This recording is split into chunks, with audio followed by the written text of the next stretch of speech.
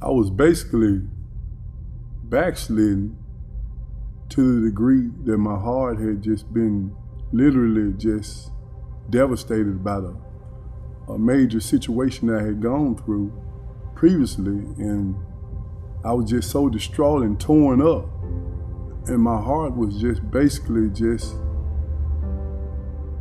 hard toward the things of God. I no longer wanted to attend church. I no longer wanted to attend any type of ministry. I was mad at God. I was literally angry at God. I didn't want to have anything to do with God. And I would communicate that to God on a regular basis. And therefore, I just no longer felt like being anything a part of what God was about.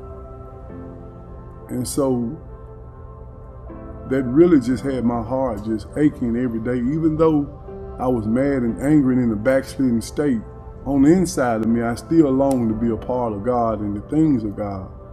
But my interest toward Him had totally changed. I could hear people, I could see people, but I didn't want to be involved or be bothered by anyone, especially not God. So no longer was I praying or reading the Bible or anything like that. Even though, as the scripture said, my heart was stout toward God, God knew of a way to reach me once again. And the gentleman He sent was a real close friend of mine, like a brother to me, by the name of Tony Wade. And Tony Wade would come down to my job on a regular basis to try to communicate with me concerning the things of old. He would often ask me, KB, you want to go out there and do this and do that? And I would often say, no longer do I do those things. That's the thing of the past for me. You know, I would say to meet him that God wasn't there for me, so I no longer gonna be there for God. I would say things like, you know, I didn't deserve this. Why did this happen to me? He said, when last time you talked to God? I said, me and God not talk, we have arrangement. I don't talk to him and he don't talk to me. But he was very persistent through the unconditional love he had toward me. He looked past my ignorance to constantly try to reach out to me concerning what he knew was deeply embedded down in my heart. And when I would look up, he'd always be standing in front of my desk with that wonderful smile he had. He'd often ask me to go to lunch with him or just come talk to him. And as soon as he immediately gets to start talking about the gospel, I cut him off. And I did that on several occasions, but he never allowed that to affect our relationship. He continued to show me the love of Christ, so ultimately he won me back over to just thinking about, you know what, I think I may pray today. I may pick up my Bible. When I get up the next day, and I go on my face and I spend time talking to God or praying, and it seemed like it'd be totally silent until one day God spoke something back to me. And what he said to me, it touched me in my innermost being. He told me, he said, I've never left you nor forsaken you, but I can't control what people do to you. So I've always been faithful towards you. Why are you treating me this way? And that brought me to my knees and made me begin to realize that he was constantly sending love my way in the form of Tony Wade, who's now Pastor Wade to me. And I was literally rejecting that, still mad at God, but not really realizing that he was sending someone to me, expressing his love toward me, while the enemy was telling me, God don't really love you because look what he allowed you to go through.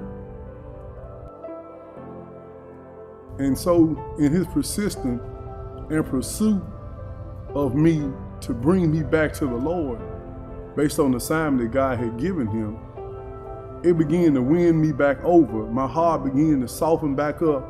I began to get up in the morning looking forward to communicating with God. And God began to speak back to my heart. And my heart toward God began to change based on the fruit that I had seen God express through him and his wife. And so, you know, God called him to start a church years ago, which I truly believe that God chose me as a model of what he wanted the church to look like, because our mission is to reach the lost, bring back the scattered, heal the broken, and strengthen the weak. And during that time in my life, I was all for those things. ultimately what happened, I became a member of the church. And through becoming a member of the church, one of the best decisions that I ever made in my life, God began to call me back into the ministry, where I'm now currently serving in the capacity of elder, also one of the elders over the youth ministry. And it's been one of my main purposes that I've always served in is working with the young people, seeing young people's lives change, which I began to develop a zeal and a desire and a passion again to minister to young people. Also too, during that period of time, God connected me with a wonderful woman named Chandra Jackson, who now Chandra Baker, my lovely wife. We both serve here as elders in the ministry. She serves in one capacity with the greeters, but ultimately she serves with me both in every area that Pastor and First Lady have assigned us over. And you know, being a part of this ministry, it's so powerful because I see if I stay connected to them, I'm gonna end up walking out my destiny. And being a part of Divine Life Church is truly what it means. It's divine life. It's divine purpose. It's divine family. It's divine love. It's divine destiny. I'm Elder Kevin Baker, and loving and serving is not only what I do, it's what I live to do.